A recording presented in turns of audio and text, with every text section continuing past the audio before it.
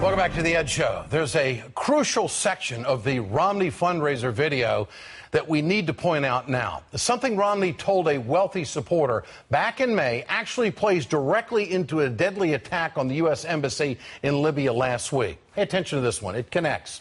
One of the donors asked Romney about Ronald Reagan and the Iran hostage crisis during the Carter administration. Some analysts think that the crisis helped Reagan beat President Carter.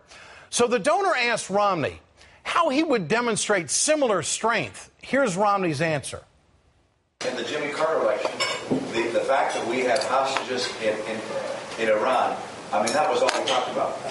And we had the 2 helicopters crash in the desert. I mean, that was the focus. And so him solving that made all the difference in the world. I'm afraid today, if you said we got Iran to agree to stand down and use their weapon and go, hold on. It's really, but by the way, if something of that nature presents itself, I will work to find a way to take advantage of the opportunity. Take advantage of an opportunity. Mitt Romney said that he would take advantage of the opportunity if a foreign crisis came along. On September 11th, 2012, just last week, the opportunity did come along. This timeline, my friends, is key. At 6:17 a.m. Eastern Time, the Cairo embassy put out a statement to try to calm a threatening crowd of demonstrators. At noon, they reiterated the statement as the crowds grew and demonstrators breached the walls of the compound. Around 7 o'clock, there are reports of shooting and smoke rising at the consulate in Benghazi, 800 miles away. At 7:51 p.m., Reuters reports at least one American was dead at our consulate in Benghazi. We now know the Romney campaign was discussing the events unfolding in the Middle East throughout the day. As Governor Romney flew from Nevada to Florida, his top foreign policy and political advisors held a conference call to discuss what they would say about the crisis. Well, when Romney landed, they showed him a statement, and he approved it. It said, "I'm outraged by the attacks on American diplomatic missions in Libya and Egypt and by the death of an American consulate worker in Benghazi. It's disgraceful that the Obama administration's first response was not to condemn the attacks on our diplomatic missions, but to sympathize with those who waged the attacks." The campaign did exactly what Mitt Romney promised his high-dollar donors he would do in May. He attempted to capitalize on a foreign crisis. Look at the statement again. It's disgraceful that the Obama administration's first response was not to condemn attacks on our diplomatic missions, but to sympathize with those who waged the attacks. It is a lie. The Obama administration didn't respond to the actual attacks on the embassies until the next day. The Romney campaign took a very dangerous and difficult foreign crisis and attempted to make people believe that President Obama was a terrorist sympathizer. Let's turn to Jon Soltz, chairman of VoteVets.org, and Sam Stein, political reporter for the Huffington Post. Gentlemen, great to have you with us tonight. Thanks, Ed. John, why do you think this is worse for Mitt Romney than his comments about the 47%? Well, I think the 47% is pretty bad, Ed, especially when we have a lot of National Guard and Reserve soldiers that are on things like food stamps. But I certainly think it's terrible in regards to a lot of the debate we had about the killing of Osama bin Laden. I mean, the president's talked about the hard decision he made. And, you and I have talked about it both on there before and on your radio show, that if the bin Laden raid had gone bad, obviously Governor Romney would have used it against Barack Obama, so he has every right to talk about it. And I also think it's terrible right now with all of our troops in Afghanistan.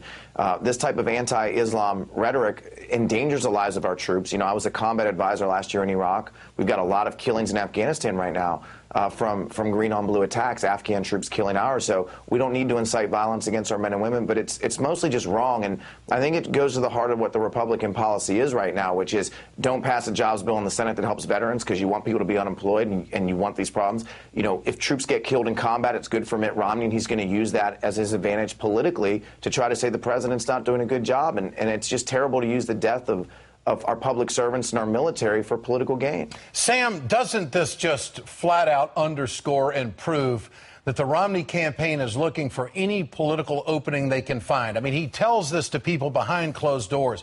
What does the fundraiser tape tell us about the real Mitt Romney? Well, you know, the campaign will say that he was talking about using a situation like that, taking advantage of it for the purposes of cracking down on Iran even harder. But the problem they run into is that his immediate response to the attacks in Libya and the demonstrations in Cairo was hyper-politicized, and he obviously got in a lot of trouble for that. He got a lot of blowback for it.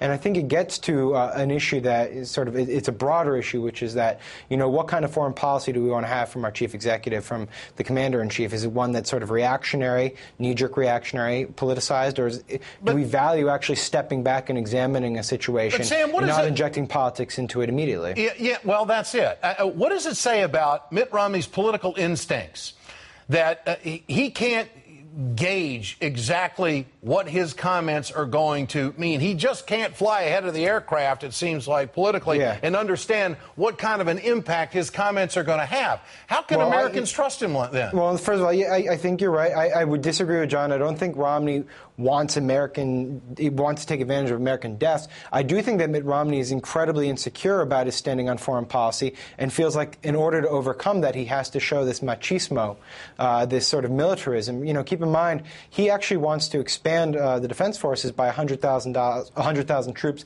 He wants to increase naval forces.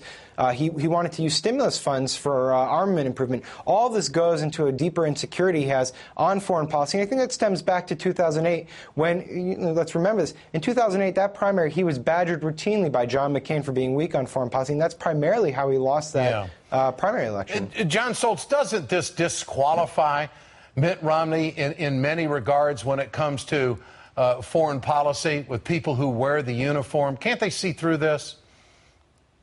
I mean, there's a lot of issues we look at. One is his budget cuts veterans benefits by 13%. But I gotta tell you, if you're out in the field in Afghanistan right now, and there's been 51 U.S. troops killed by Afghan soldiers this year, and you've got a video of a guy running for president who says, well, if things go bad in Afghanistan or things go bad, like, you know, what happened to Jimmy Carter when we had 2 helicopters crash, you know, you're thinking, wow, does this guy really want us to be safe right now? Or if things go bad and U.S. troops continue to get killed, is that just political fodder for his campaign? I don't think anybody in the field right now who hears that comment is going to feel good about this guy being commander-in-chief. I mean, forget the rhetoric about, you know, spending $2 trillion on we don't know what or more nuclear weapons. What about our benefits, and what about the fact that he actually has our back? I mean, this is a guy who's out of touch with what our troops face in combat.